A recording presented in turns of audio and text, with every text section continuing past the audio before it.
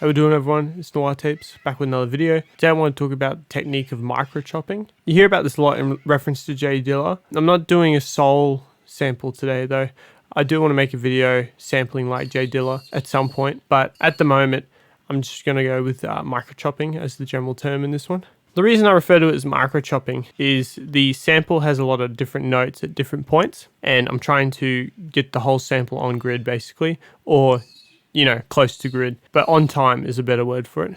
Trying to get the whole sample on time. In the sample I picked today, there's a note right at the end of the first phrase before the second bar. It was a good example of microchopping, so I wanted to show it to you guys a bit. I made two chops, one with the first part and then that single note and then the next part of the sample. It allows you to move that single note right in the perfect place basically and really get the sample on time. First I'll play the sample. Let me pull it up. So here's the sample here. I've pitched it down and I'm going to add some effects in the video editing process to avoid copyright. This is a sample here.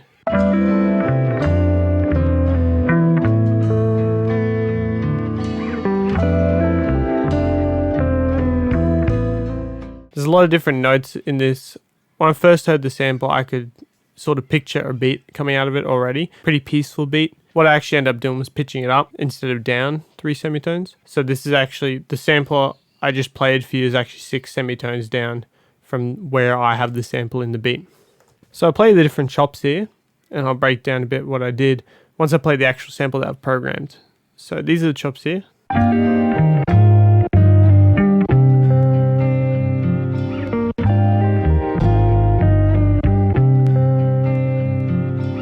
So basically I chopped the sample up pretty precisely. Like you can hear, there's this first part, then this part. So essentially what I've done is I've taken the first half of the sample and I've chopped it up to be able to fit it on time more precisely. And the second part of the sample is just all one note. And then the sample basically looped with some slight variation. So I chopped up that second half. It's pretty much a duplicate of the first half with a few little things. So I basically chopped it up the same way. Left the second half untouched, chopped up the first half. The only difference in the second half is the vocal comes in. The big man. So I ended up just repeating the first, second half of the sample. I'll play the sample by itself with the chops laid down.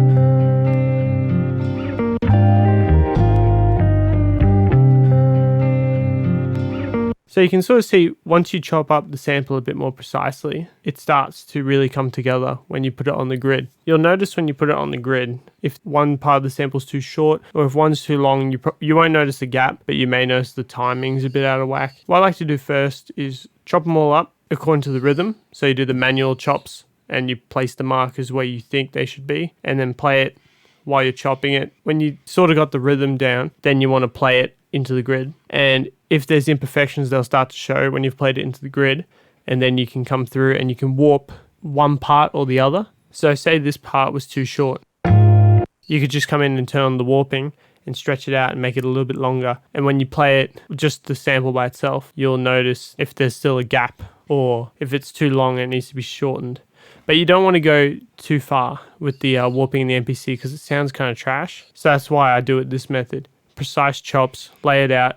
Hopefully it just sounds good first try. If it doesn't sound good on the grid, then you have to come through and tweak it a little bit. And that's also when you'll notice if the samples are not good.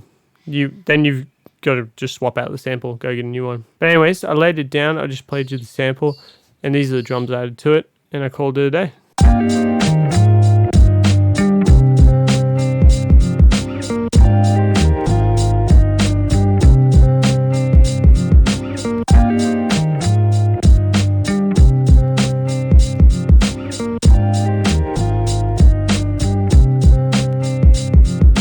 Got a little bit funky with the drums in this one. You can sort of hear in the second half of the drums I sort of did the like the offbeat, that sort of thing. Anyways, it's a pretty short video today. Just want to break that down. A little technique I think might be handy for some of the newer producers that don't think about it too much. It's all related to chopping samples. You know, you can chop on the beat, you can chop individually. You couldn't get away with this sort of thing in a soul sample, because if there's drums in the background, you can't do specifically on different parts. You got to account for the drums, so you chop on the kicks and the snares and whatever. Anyways, thank you for watching. We'll see you next time.